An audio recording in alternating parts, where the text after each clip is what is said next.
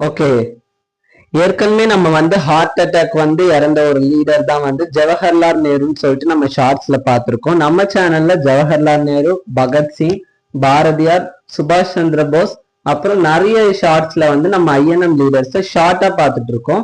Expand video இதுக்கப்புறம் வரும். First ஷார்ட்டா பார்த்து முடிச்சிடலாம். இன்னைக்கு நம்ம எடுத்துட்டு வந்திருக்க கண்டென்ட் யாருன்னா காமராஜர், காமராஜர்.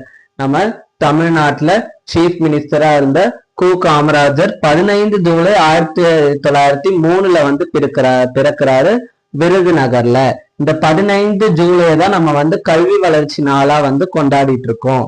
விருதுநகர்ல குமாரசுவாமி சிவகாமி அப்படின்ற இணையருக்கு மகனாக பிறக்கிறாரு. அரசியல் குருவா சத்தியமூர்த்தியை ஏத்துக்கிறாரு. 1937 முதல்ல காங்கிரஸ் எலெக்ஷன்ல போட்டியிடும் போது அப்ப சாத்தூர் தொகுதியில இருந்து எம்எல்ஏவா ஆகுறாரு. 1939 தமிழ்நாடு காங்கிரஸ் கட்சி தலைவரா ஆகுறாரு. ஓகேவா? இப்ப இருக்காருல நம்மளுக்கு செல்வ பெருந்தகை, அந்த மாதிரி தமிழ்நாடு காங்கிரஸ் தலைவரா 12 வருஷம் இருந்திருக்காரு. அதுக்கப்புறம் ஆஃப்டர் ஜவஹர்லால் நேரு இறந்ததுக்கு அப்புறம் லால் பகதூர் சாஸ்திரி, இந்திரா காந்தின்னு சொல்லிட்டு 2 பிரைம் மினிஸ்டரை உருவாக்குனதுனால இவருக்கு தலைவர்களை உருவாக்குபவர் அப்படின்னு சொல்லிட்டு பேர் இருக்கு. மேக்கிங் ஆஃப் லீடர்ஸ் அப்படின்னு சொல்லிட்டு சொல்லுவாங்க. 1954 நமக்கு சிஎம் ஆகுறாரு. 1963 வரைக்கும் இருக்கிறாரு. அதுக்கப்புறம் காங்கிரஸ் கட்சி வீழ்ச்சி அடைய போகுது அப்படின்னு தெரிஞ்ச உடனே கே பிளான் கொண்டு மூத்த தலைவர்கள் எல்லாம் பதவியை விட்டு ரிசைன் பண்றாங்க. அதுல ஃபர்ஸ்ட் இவரை ரிசைன் பண்றாரு.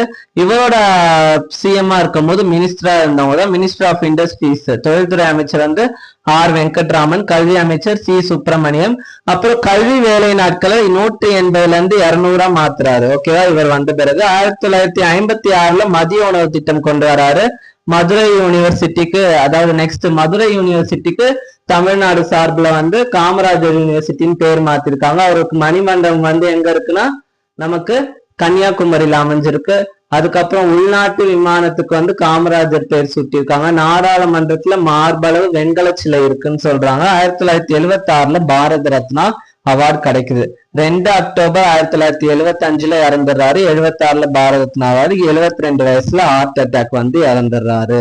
புரியுதா? இதே மாதிரி நம்ம இன்ட்ரெஸ்டிங்கான fact about leaders TNPSC use ஆகிற மாதிரி நம்ம சேனல்ல போடுவோம். ஸோ யூஸ் பண்ணிக்கோங்க. தேங்க்யூ.